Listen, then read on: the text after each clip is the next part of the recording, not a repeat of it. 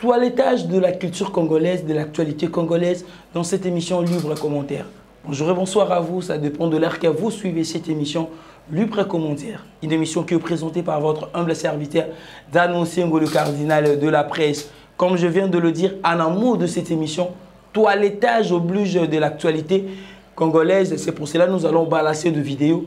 La fois dernière, déjà, je vous ai dit, nouvelle format, il y a émission où autre balancer ma vidéo est Alexis Ouetti sera au rendez-vous, Lité Akanda sera au rendez-vous, Maniké, on ne va pas rater Maniké avec l'actualité musicale, surtout le concert de Fally Ipupa au niveau de Dallas va être balancé dans cette émission. Pour ne pas beaucoup parler, nous allons commencer avec la toute première vidéo, celle de Lité Akanda. On revient pour faire plus de commentaires ensemble avec vous. Si vous n'êtes pas encore abonné, je vous demande de vous abonner vraiment massivement sur Koba Plus Télévision. Bravo. Moussala Yayouz. Edi Foufa Madiata, directeur aux inconscients. Directeur aux inconscients, tous les autres salatés. Edi Madiata, aux imbéciles, idiots. Edi Madiata, yo, na yebisi yo. Tala azoloba. Et puis na traité Edi Foufa Madiata, na traité Zoba, Ngai. Bonsoir vidéo oyo, boko miselango. Est-ce que Moutou Penatanga Zouya peut sa information pour na patron na yé? Et puis, on sait quoi annoncer patron on a comme moi aigle. Aigle c'est les oiseaux. Aigle c'est les oiseaux. Est-ce que Moutou Soka yé na télévision attengi comme moi aigle? Ne yango ba okangela yé? Papa, biso to sali ba droit ngana za agronome. On t'a sali droit avec nani? Ngana za juriste.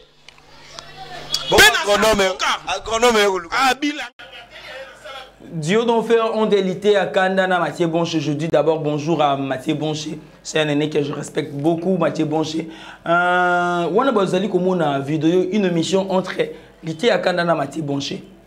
D'abord, je commence déjà à réprimander Lité à Kanda. Pourquoi? Quelle que soit ma divergence, je le dis souvent, je ne les répète pas. Edi Badiata Salibo, Edi Badiata Salibo, Salibo. Ce qui est Edi Badiata, selon yo, tout ça la démocratie. Edi Badiata a lobby et loko ya malamouté. Il fallait oya kolobelaye selon Moussala na ya salongo mabe parce que yo pour salir communicateur pour ne pas dénigrer niveau ya communication na yo. Tout ça la deuxième volet na biso, ngai personnellement moi je dis que le message d'Edi Badiata ils ont un message à malam pour nous casser bon petit valeur mais le processus nango zali malam. Je m'explique maintenant. Ba journaliste ton nyons o ba lobela Fally Ipupa, ba journaliste pro Fally Ipupa, ba communicateur pro Fally Ipupa. Ba zali bato ba bundela Fally Ipupa directement ou indirectement. On sait comment fonctionne la culture congolaise, la musique congolaise. Lelo vraiment ce qui est si seulement si bato ba yesus ko s'acharner na Fally Ipupa, ko finga Fally Ipupa biloko bato ba yebi wana. Est-ce que les journalistes ont pour Fally Ipupa pour défendre Fally Ipupa? Moi je pense que non. Pour Nanini, balancer la même image au bengana bango bolobi la Fally Ipupa. C'est que ce qui est dit Badiata, Azalaki n'a besoin de rolobi la communicateur bazali bana. Le linge sale se lave en famille. Yango il faut benda bango olobi la bango en coulisses. Selon ma source nabiso, le message est Zalaki plus na Kisinjora, na Géraldine. Pourquoi pas appeler Géraldine dit? Géraldine dit, par rapport à ma maison, les camarades, on a confié le midi. Il ne faut pas poster Fally Ipupa pour le moment. Vite tension, eux, ils allaient entre Fally Ipupa et confié le midi. Ils allaient manière, il y a quoi? Atténuer mon toana. Kisinjora, on n'a pas aimé pour nous rançon. Quand on a une sortie médiatique, on va en kimia. Mais là, on a Bibi Sabana, na bino qui a basali anti-valeur. C'est pour la troisième fois. Message ni nous allons lancer na ba camp adverse nabino, c'est que bateau va lever la Fally pour pas salir anti valeur. Faire rigolo dans la musique on n'a jamais vu faire rigolo que le belo romoro qu'on recadrer musique qui appelle ça libre accès. Mais je pense que en interne l'air musu faire rigolo c'est pour la propos musu musique qui ning étant un être humain étant que congolais mais à exposer ka communicateur na été et ça le rôle ko bimisa mabe ya bana na ona misu ya bato moi na no atasali mabe gangele na ndako ko bimisa mabe na na balabala ti. Est-ce que lobby nango ba kozala na courage ya koya ko lobela lisusu Fally Ipupa selon ba propos na bino Première fois, vous gagnez là par écrit. Deuxième fois, vous gagnez la chose grâce thème par écrit. Troisième fois, vous avez ça message jouana. Ils ont une manière de quitter sa valeur, ton notoriété. Il y a bâton sur va défendre Fally Ipupa. Est-ce que prochainement, vous allez avoir le courage jouana de venir défendre Fally Ipupa? Et tant que Fally Ipupa, Azali icône, tous les gens de la musique Nabiso.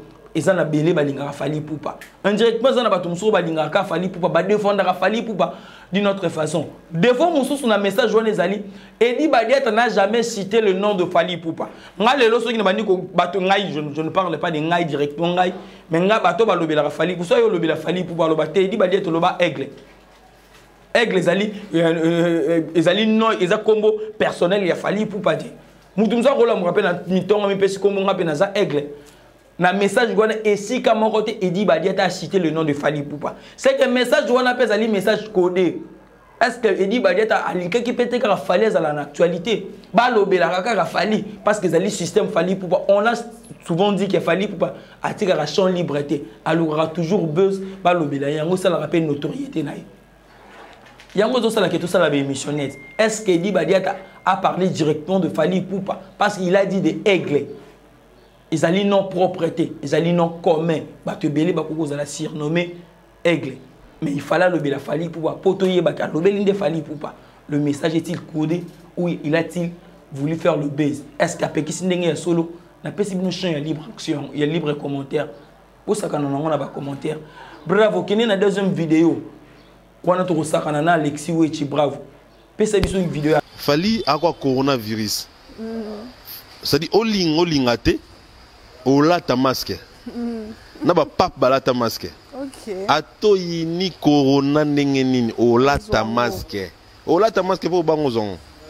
Et puis il fallait ça nouvel ordre. À quoi nouvel ordre dans la musique à Congo. Tu vois tout ce qu'il fait. Bolingé. Bolingete. Bossa mambosa. Musicien soza musicien boye mboyo bina. On a succès, faut ça péter intelligent. Parce que ah ouais, Fally ce gars l'obara m'a zangati en 2014, mais je ne pense pas que le bar va bien ici. Ce gars zara m'a l'été, ce gars fonctionnera bien, ce gars asala m'a bien. Je ne pense pas que le bar bien. Donc, si va bien ici, va bien ici, c'est parce que va comprendre que azana édifice mort malonga au baksa. Fally Ipupa asaila ibiso anos ya rolobaki na tous les warriors de revoir. Batunsu baponi ndolo, batunsu baponi palais du peuple, chef de guerre Alexis Wechi. Batutu ba Hollanda yo message oyo ko pesa na ba wario puis place nini oyo moko monique ko zala bien Fally Ipupa betela biso concert ko zala sécurité ko zala wana et puis batu ba ko zala bien oni ndolo za bien to za bato liboso eleng nonga yango wana po to za bato liboso eza munene esa biso bien voilà mais si on a un mois parce que na pena la 4 on comprend na un mois de production parce que production les 19 dans les 20 so qui to poni ndolo est victime de la difficulté belé. Pourquoi? Parce que Ndolo est un placement une insécurité moindre. Au monde sotali Ndolo bien bato paka juma et paiement na paka juma. Oui oui. Parce que va rebeller vraiment l'insécurité. Voilà. Le fait que Ndolo le moment on a parlé du peuple le moment. Ah Alexis Wechi par rapport à où va jouer Fally Ipupa le 19 et le 20. Je trouve que d'abord, Warrior Zanini, libre commentaire, Bossa la Chana Bino. On a proposé Bino 3 places. Ndolo, Palais du Peuple, Naterri Golf, Nagombe. Je commence d'abord dans Ndolo. Ndolo, vous avez 2 filles à mon nom et à Fally Ipupa parce que musicien moro congolais était habité dans Ndolo. Et vous avez 2 filles pour Fally Ipupa parce que nous savons que Fally Ipupa a monté à des filles. Mais pour l'insécurité, l'insécurité va battre son plein, place wana. Est-ce que moi, on a vu vous avez la capacité, tout le gouvernement, tout la police, il y a quoi assurer sécurité à Batou? C'est ça le problème. Ce qui déjà concerne le stade de Marseille pour l'insécurité, pour servir à Batou. Est-ce que dans l'espace, il y a bon le rôle là? Est-ce que vous allez vraiment le rôle malam? La question va se poser, est-ce que Fally Ipupa va doter la police de moyens? Pour assurer sécurité à Batou. C'est ça le problème. Les Kambouya espace Tata Raphaël Batou et Belé Barolobake pour les autres déjà challenge oh yalandi oh yalandi oh yalandi oh yalandi et Belé Barolobake Fally Ipupa alani fait rigola. Mais faut pas te bosser na cœur. Fally fait rigola n'a jamais joué na esplanade ya Palais du Peuple. Mais à organiser qui ne festival là na esplanade ya palais du peuple o bato ebelende babeta ki na festival là à l'occurrence Weranson bato ebele babeta ki na Ferrego là n'a jamais joué l'esplanade ya palais du peuple mais a organisé festival là na palais du peuple wenya musique à maison mais en beta na esplanade à palais du peuple Ferrego a voulu mais n'a jamais joué na esplanade à palais du peuple n'a jamais presté c'est que fallait pour pas azaper comment dirais-je na chance père Robert en esplanade parce que Ferrego là ce qui toke na optique qui a kolanda Ferrego là fallait pour pas azamuta liboso na génération na abeta en esplanade ya palais du peuple pour Ferrego là a organiser un festival là l'esplanade ya palais du peuple il y a une différence entre prester l'esplanade ya palais du peuple n'a qu'organiser quelque chose manifestation l'esplanade ya palais du peuple ba matanga ya papa Wemba qui a organisé l'esplanade ya palais du peuple fallait pour assurer la première personne na génération na bango abeta en esplanade ya palais du peuple avantage nango zali ke banda ko pe zali ebele pembeni wana la sécurité sera très bien assurée au ngana lobaka ceux qui baboyi to beta na palais na stade de Martyrs parce que la police congolaise selon moi n'a pas la capacité d'assurer la sécurité de la population congolaise ko ya na palais na stade de Martyrs yango baboyi ko beta na palais du peuple na terrain ya golf pe ekozalelo ko ya malam parce que ekozala la toute première fois musicien beta azwa idée ko beta na terrain ya golf. Je m'explique. Tout le monde a conseillé de mettre un shark, un poule, un showbiz, ils allaient dans la ville, dans le boulevard. Mais terrain golf, ils ont la capacité de rejoindre 20 000 personnes espace. Ceux qui positionnement, il y a podium, ils allaient caramalang. Ils allaient dans le boulevard, il y a INSS, machin. Samedi, dimanche, nous sommes les salles à marathon. Ministre Nabiso, il y a VPM. Tout comme la semaine anglaise. Du lundi au vendredi, samedi, dimanche, et là, on m'a ça la boulevard, te ba concert et bêta mara. Fali pour pas koki ko bêta pe na boulevard wana. Vieux ko zala na boulevard, ba rolinga ba casser za lebelete et continue na la police na biso, ba sa la sécurité à malamu pour assurer ba bien nyoso ezala na boulevard wana. Bino sikoyo. Boponi nini? On a fait 3 choix. Ndolo, esplanade à palais du peuple. Na terrain à golf, votre choix. Ça quand on a lu le commentaire. Bravo. 3e vidéo. Tout ça quand on a les 6. Oh, ça là, les 6. Hein? Oh, t'as la salle. Hein? T'as la salle. Dis là, t'as la salle. Dis là, t'as la salle. Boss Badia, t'as la salle. Les 6, hein? Ouais. Dirais. Oui, là, ça va tout ça, là. Ça, là, moi. Salle de spectacle. Oui, oui. Yango. La foula. Foula. Combien comme mis? Et quoi, il y a Bissou?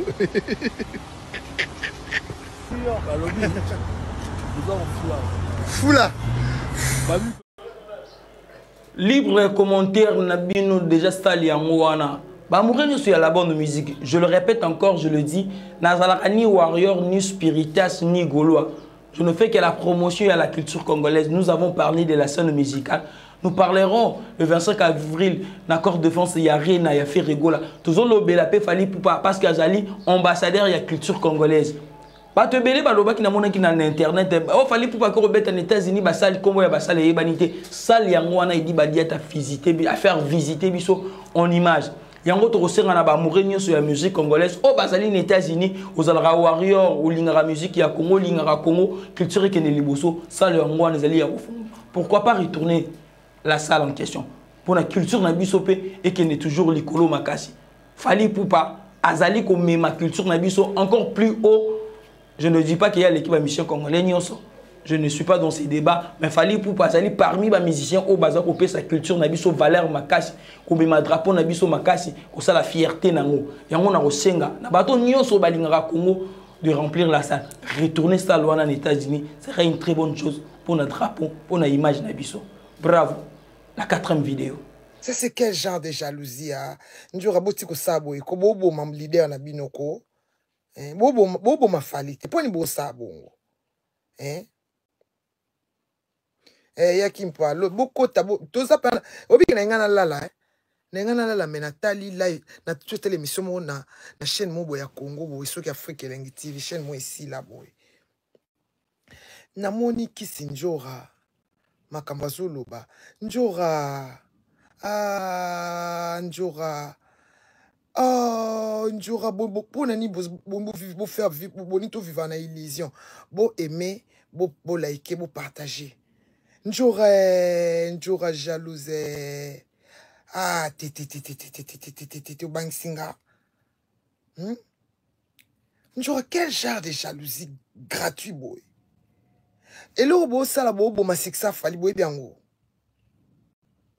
donc bino bolinga ki fali akanga musique ya Congo nyonso moto za tetin et kasi musique changer kasi pona bino ba jalo kwa binoti non.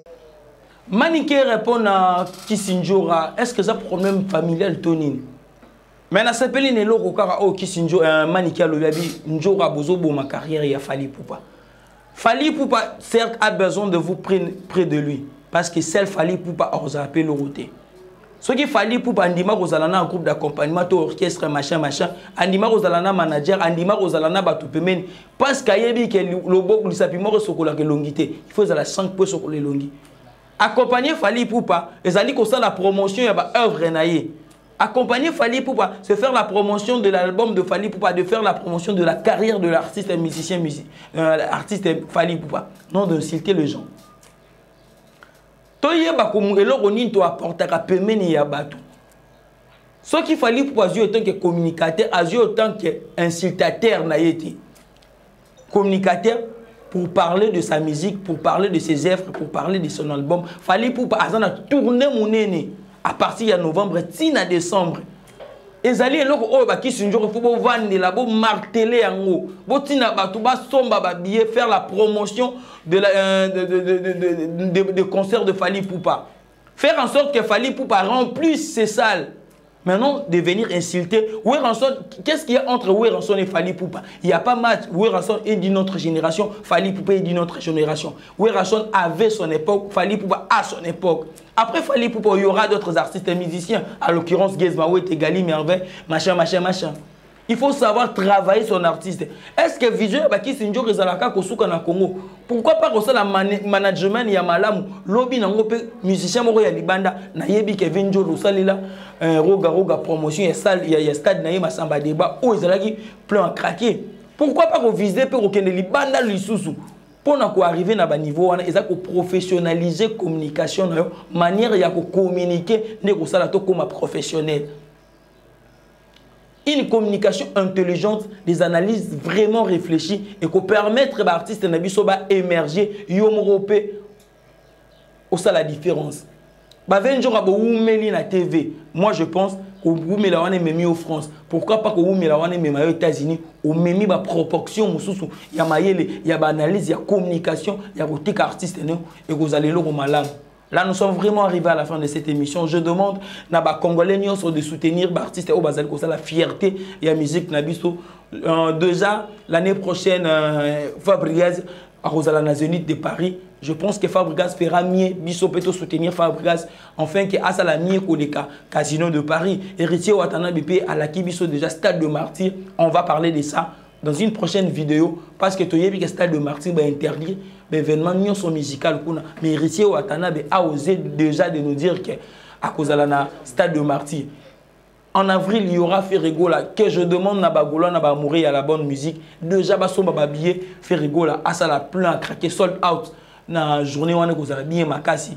Ma musicien nyonso to soutenir culture na biso tout ça en sorte que et qu'il est vraiment liboso. Et Héritier Ouattana déjà sur la kabiso ba date mususu na niveau Europe, on va parler de ça. Lise vient de quitter la team de Héritier Watanabe. Je pense qu'on va parler de raison et départ.